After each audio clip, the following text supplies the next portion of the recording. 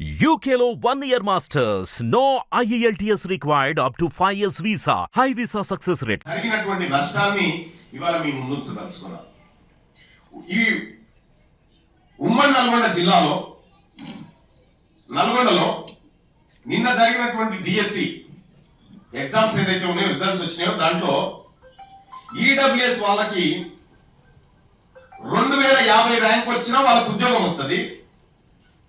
కానీ బీసీడీ వాళ్ళకి 820 లోపే. 2000 ర్యాంక్ వస్తే వాళ్ళకు ఉద్యోగం వస్తుంది. బీసీడీ వాళ్ళకు 820 మార్కులు వస్తే 20 ర్యాంక్ వచ్చే 21 వచ్చినా రాదు.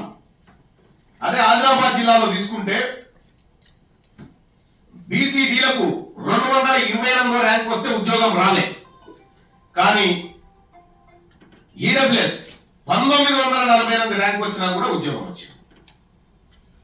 ఇక్కడ ఎస్సీ ఎస్టీల కంటే కూడా అత్యధికంగా లబ్ధి పొందుతున్నటువంటి వర్గంగా ఇవాళ ఈడబ్ల్యూఎస్ తయారైపోయింది.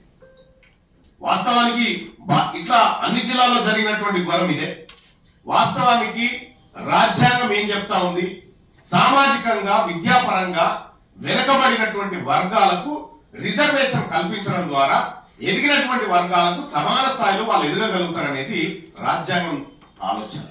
కానీ నరేంద్ర మోడీ ప్రభుత్వం దుర్మార్గంగా కర్కశంగా ఈడబ్ల్యూఎస్ కోటాను 10% ఫిక్స్ చేస్తూ ఉభయ సభల్లో బిల్లు పాస్ చేసి రాష్ట్రాలకు అప్పచెప్పారు.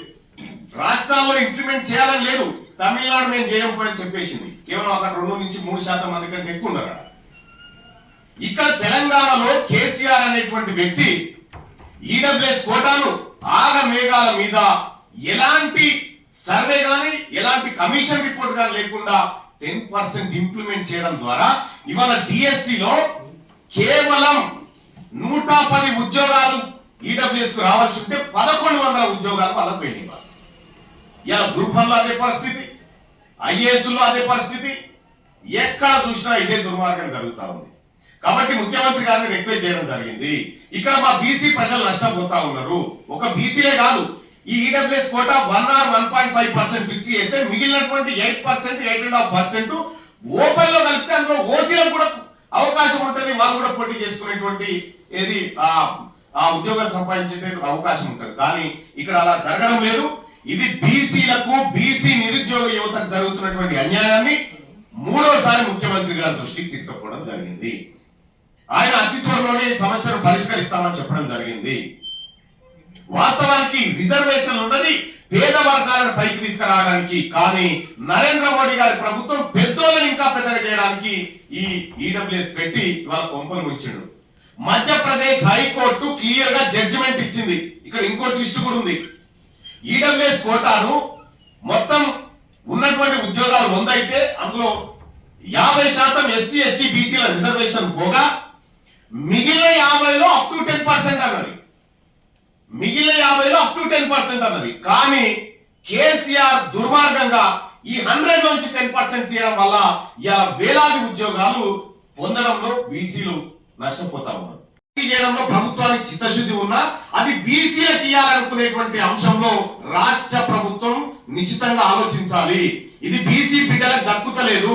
మా గౌరవనీయులు మా నాయకుడు రాహుల్ గాంధీ గారి ఆలోచన ఏదైతే ఉందో సోషల్ ఇంజనీరింగ్ అనేటువంటి ఆలోచన, జిస్కి ఎంతైతే జనాభా ఉన్నారో వాళ్ళకి అంత దక్కాలనేటువంటి ఆయన ఆలోచన ఏదైతే ఉందో అది ఇంప్లిమెంట్ జరగడం లేదు. అది సరి చేయాలని గౌరవ ముఖ్యమంత్రి గారికి చెప్పడం జరిగింది. ఆయనకు గతంలోనే జడ్జిమెంట్ కాపీ ఇవ్వడం జరిగింది. అన్ని కూడా ఆయనకు హైకోర్టు జడ్జిమెంట్ ఇచ్చినాం, మధ్యప్రదేశ్ కర్ణాటక హైకోర్టు జడ్జిమెంట్ ఇచ్చినాం. అన్ని ఇచ్చినప్పటికీ కూడా ఇవాళ జరుగుతలేదు. ఈ ఉద్యోగాలు ఇప్పుడు వేగంగా భర్తీ చేసుకుంటూ పోతా ఉంటే 10% ఇచ్చి వాళ్ళు 30 ఏళ్ల పాటు వాళ్ళు ఉద్యోగాల్లో కూర్చుంటే 30 ఏళ్ల పాటు ఈ బిడ్డలకు ఆ ఉద్యోగాలు రావు. ఇది ఇవాళ ఒక్కరోజు కార్యక్రమం కాదు, 30 ఏళ్ల పాటు జరగబోతున్నటువంటి ఒక దాడి. నేనేమంటా ఉన్నా, ఇది కుతుబా జీవన్ రెడ్డి గారు చెప్పారు, మేము ఉన్నదే 5%, మాకు 10% రిజర్వేషన్ ఎట్లిస్తారా అని చెప్పి జగిత్యాల మాజీ ఎమ్మెల్యే గారు, మాజీ మంత్రి గారు జీవన్ రెడ్డి గారు చెప్పిన మాట ఇది. మేము ఉన్నదే 5%, మాకు 10% రిజర్వేషన్ ఇవ్వడం అంటే ఇది దుర్మార్గం, ఇది బీసీలో కడుపు కొట్టడం అనేది మాట ఆయన చెప్పిండు. అగ్రవర్ణాల్లో ఉన్నటువంటి నాయకులే దీన్ని ఒప్పుకొని ఇది అన్యాయం అని చెప్తున్న తర్వాత మరి బీసీలకు న్యాయం జరగకపోతే రాహుల్ గాంధీ గారి ఆశయాలు దెబ్బతింటాయి, ఆయన ఆలోచనలకు వ్యతిరేకంగా జరిగే ప్రమాదం ఉంటుంది. కాబట్టి రాష్ట్ర ప్రభుత్వాన్ని సరి చేసుకోమని చెప్పడం జరిగింది. బీసీలకు జరుగుతున్నటువంటి అన్యాయాన్ని సరిదిద్దామని చెప్పడం జరిగింది. ఇది ముఖ్యమంత్రి గారితో నేను జరిగినటువంటి భేటీలో అదొక అంశం. రెండో అంశం, ఆర్టీసీలో చిన్న హిట్ టీవీ యాప్ ని డౌన్లోడ్ చేసుకోండి. ఇందులో short news, live news, entertainment movies అన్ని అవైలబుల్ గా ఉన్నాయి. Please download Hit TV app. Hit TV app. Hit TV యాప్ని ఫ్రీగా డౌన్లోడ్ చేసుకోండి.